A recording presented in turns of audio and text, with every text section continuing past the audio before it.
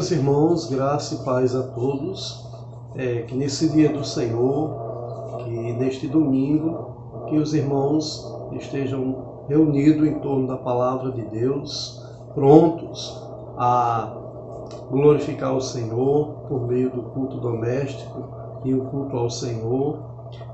Espero que os irmãos estejam se preparando para esse momento especial, tanto os nossos irmãos em Cristo aqui da igreja em Açu, como os nossos irmãos no sítio Banguê, em Carnavais, aonde a palavra de Deus chegar, nós saudamos a todos com a graça e a paz do Senhor Jesus.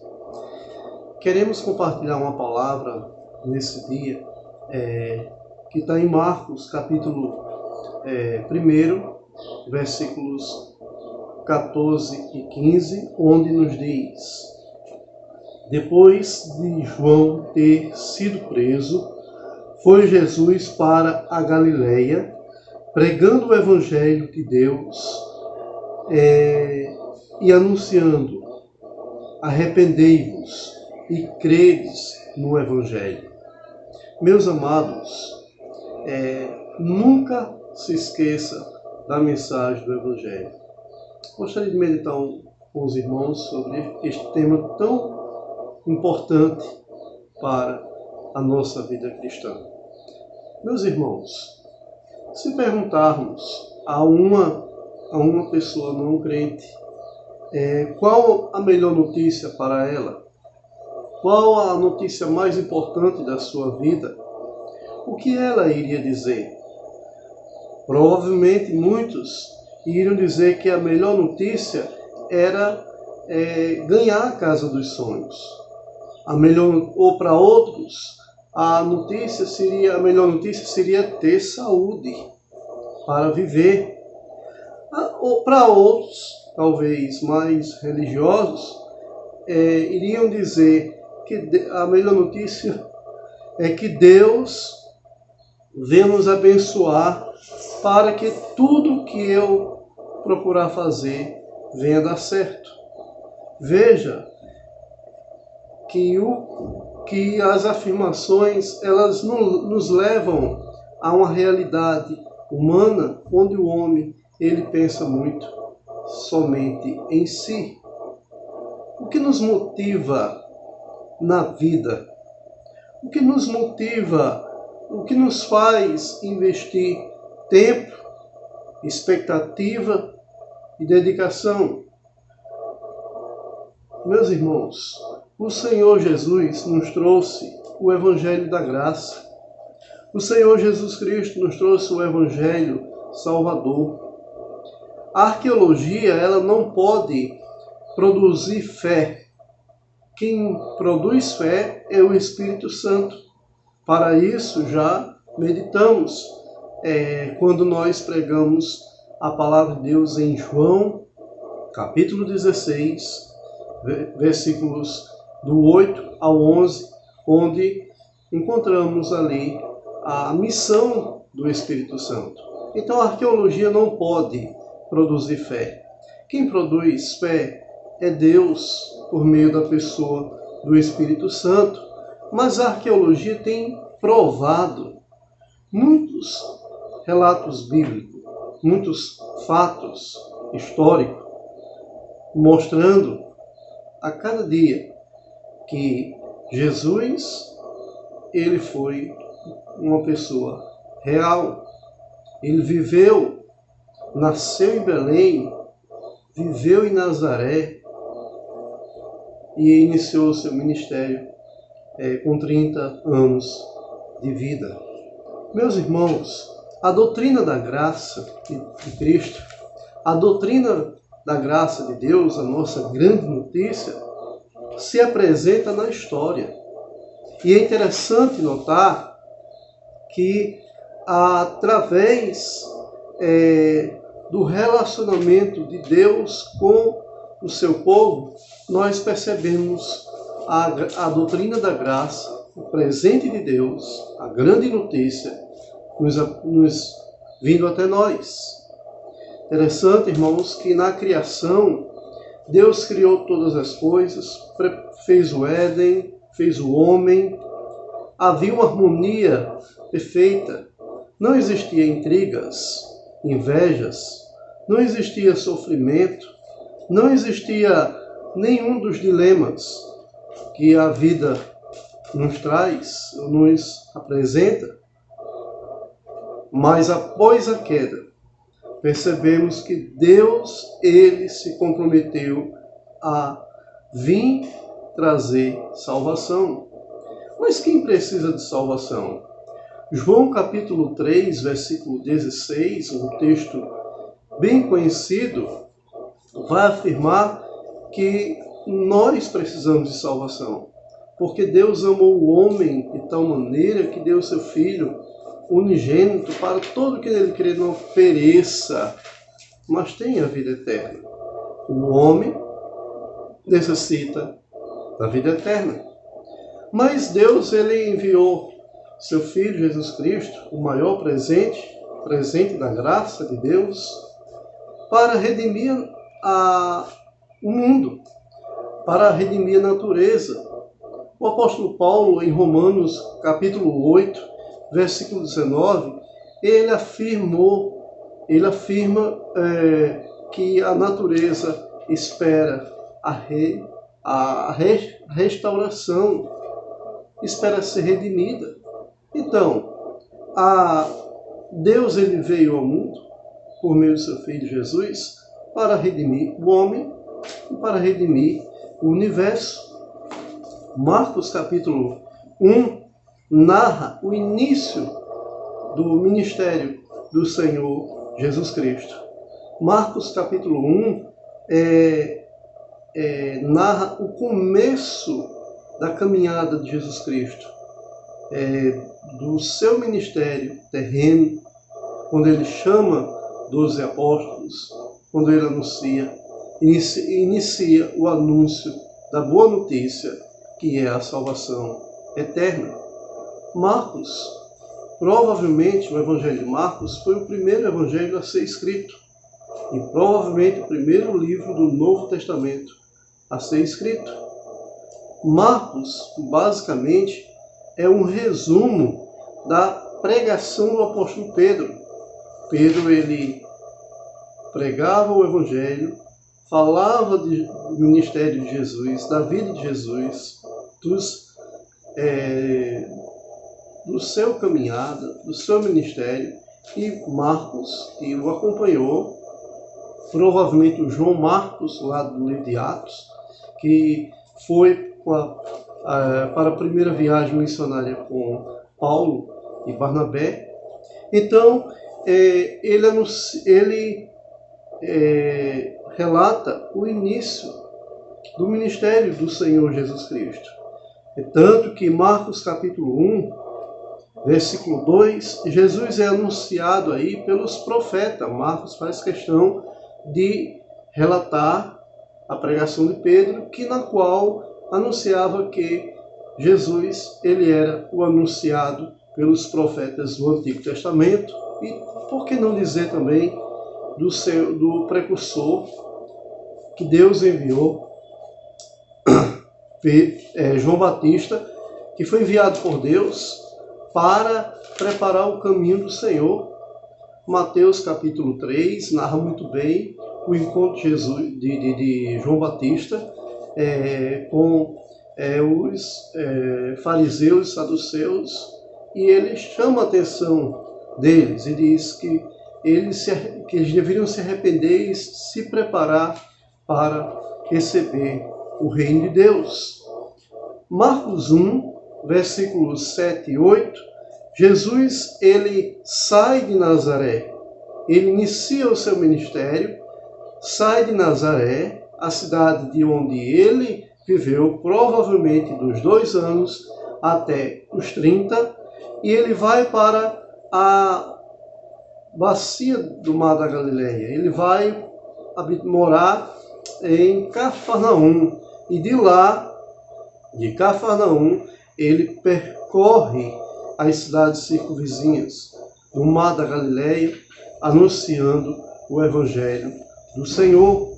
Meus amados, no versículo 14, após a prisão de João Batista, o Senhor Jesus Cristo, ele começa a pregar, e o texto é bem claro quando o Senhor, ele disse: o tempo está cumprido, e o reino de Deus está próximo.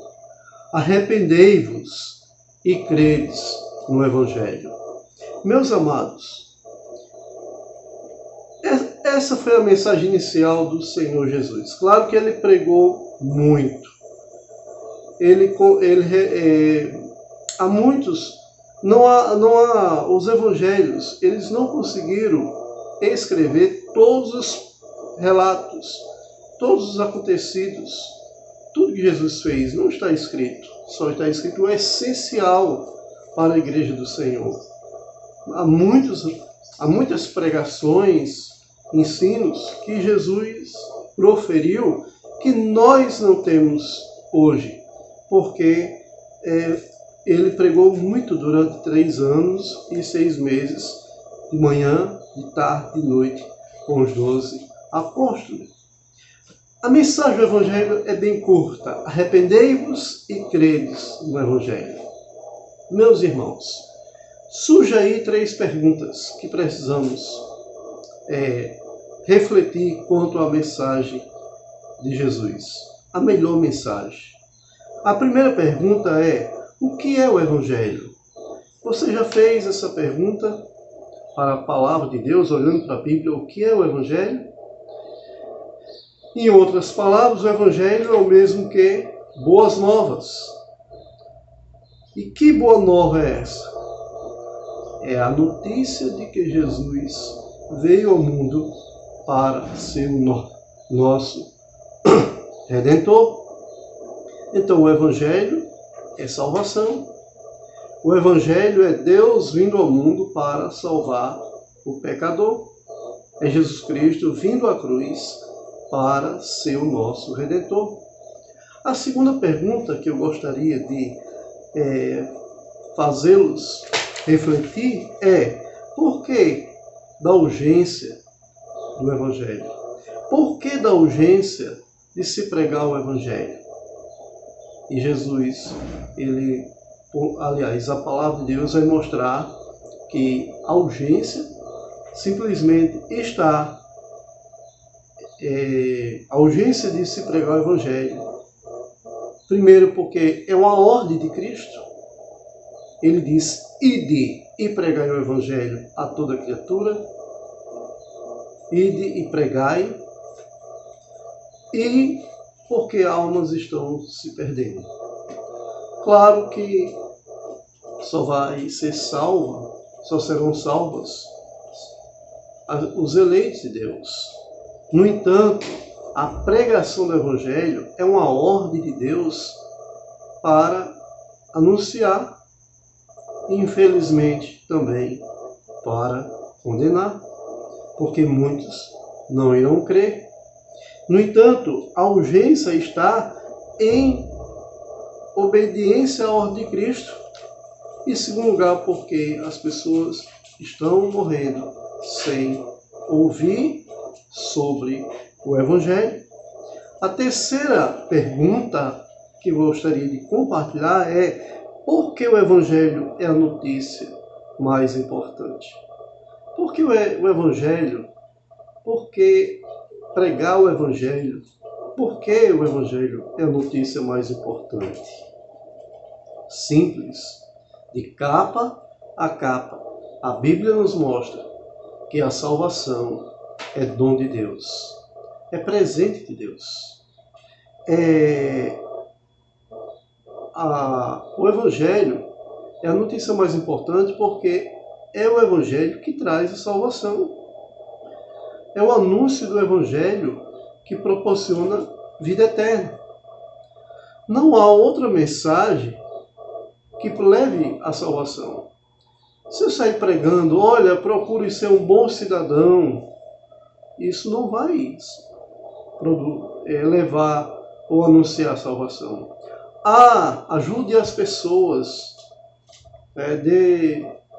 faça ação social, isso não vai produzir salvação.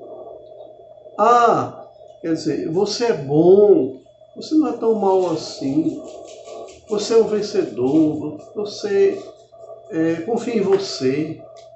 O humanismo não produz salvação. A salvação está no Evangelho de Cristo. Então, o Evangelho é a notícia mais importante, porque o Evangelho anuncia salvação eterna. Meus amados, perceba que, mesmo em nossa cultura hedonista, devemos ver a grandeza do reino de Deus. Mesmo no Evangelho hedonista, que as pessoas, aliás, mesmo numa cultura hedonista, onde as pessoas querem viver do seu jeito, da sua maneira, cada um até afirma, cada um tem sua razão, cada um tem os seus conceitos, a verdade é relativa na mente e no entendimento de muitos, mesmo no meio de uma sociedade perdida, sem esperança. Devemos ver a grandeza do reino de Deus. Meus amados, o Senhor Jesus, o nosso Deus, não está a serviço dos planos humanos, mas ao seu reino eterno. Deus, ele não está comprometido em nos ajudar a ser vitorioso nesse mundo, a conquistar. Esse não é o propósito do Evangelho. Claro que eu posso conquistar, chegar longe, ser um grande,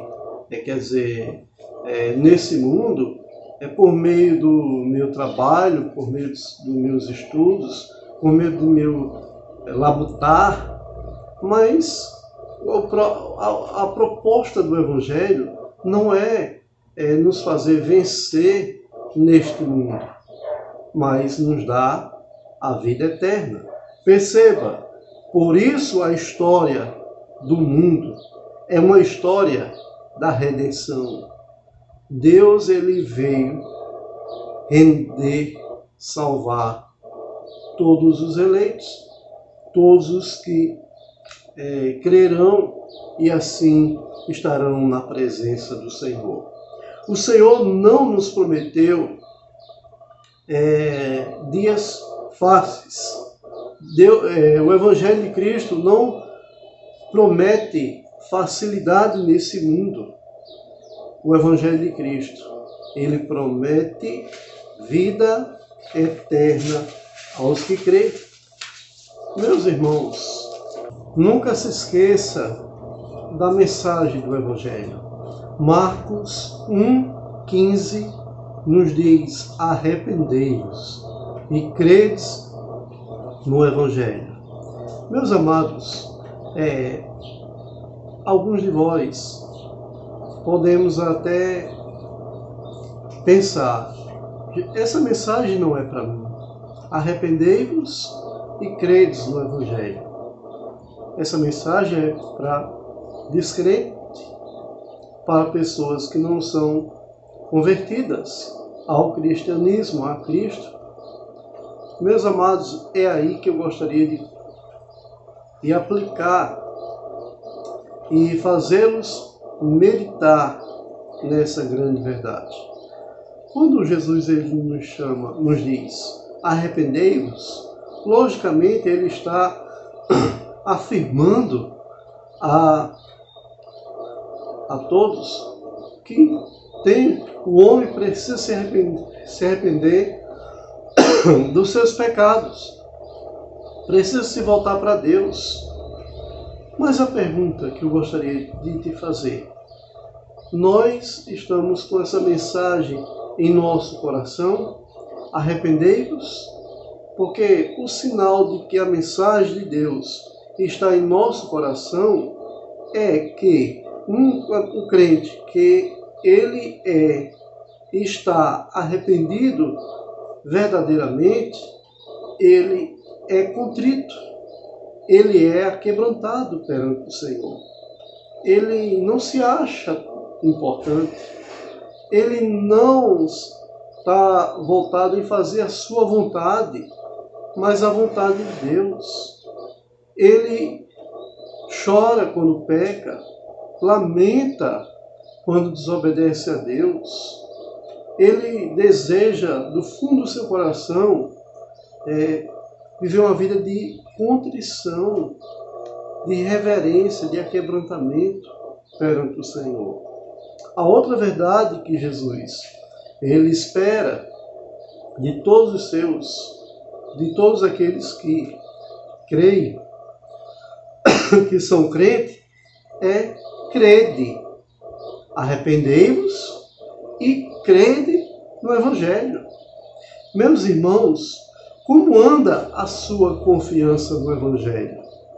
Você confia inteiramente no Evangelho de Jesus? Você vive em convicção e total tranquilidade que Cristo lhe deu a salvação eterna?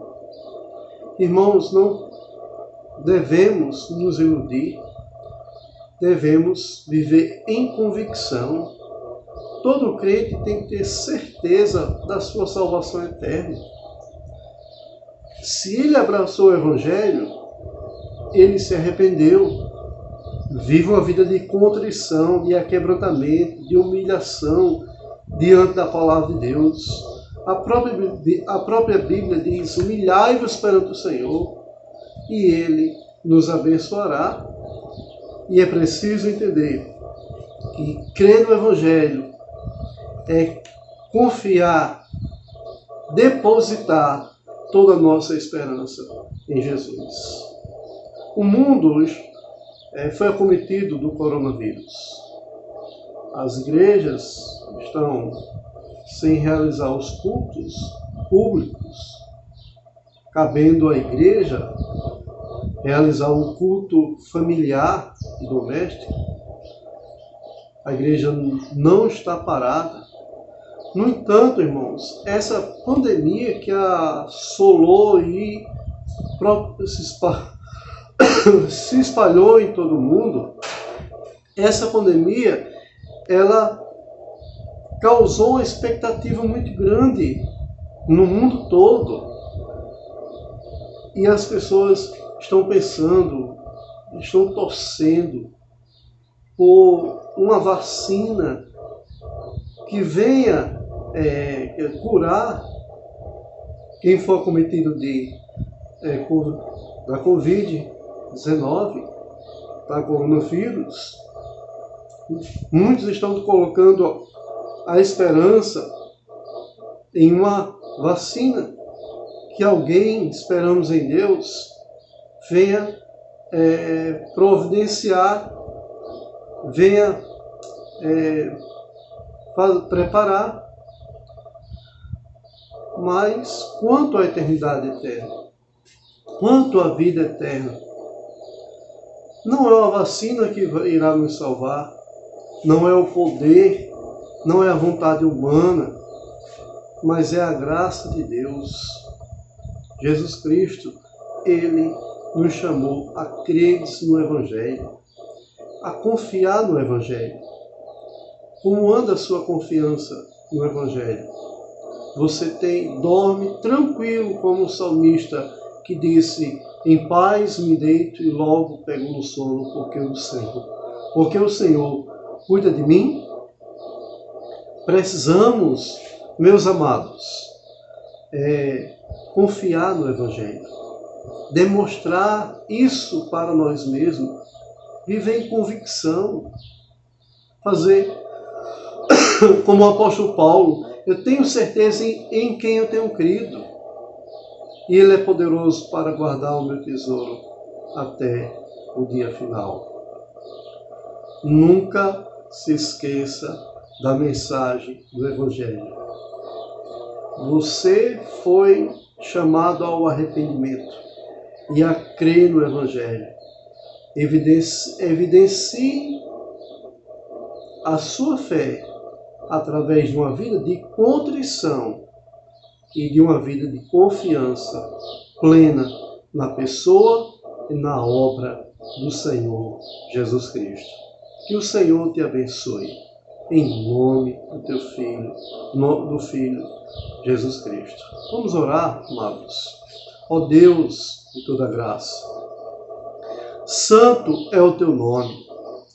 Te rogamos, ó Pai, que o Senhor venha abençoar o teu povo, venha, por meio do teu Santo Espírito, nos fazer compreender, nos fazer deixar bem claro em nossos corações que temos que responder ao teu Evangelho de forma contrita e confiante no Senhor. Ó Deus, sabemos que a nossa esperança eterna, ela não está em ações humanas, não está naquilo que o homem quer, mas na tua graça que veio por meio do teu Filho Jesus Cristo na cruz. Perdoe, Senhor, nossa multidão de pecados. Ensina-nos, Senhor, a andar e viver para ti.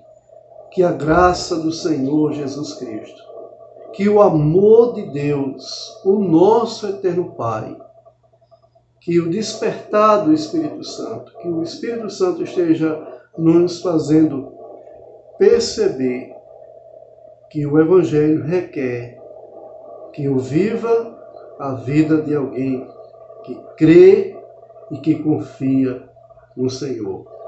Nós te louvamos, em nome do seu Filho, Jesus. Amém. Meus amados, que o Senhor te abençoe.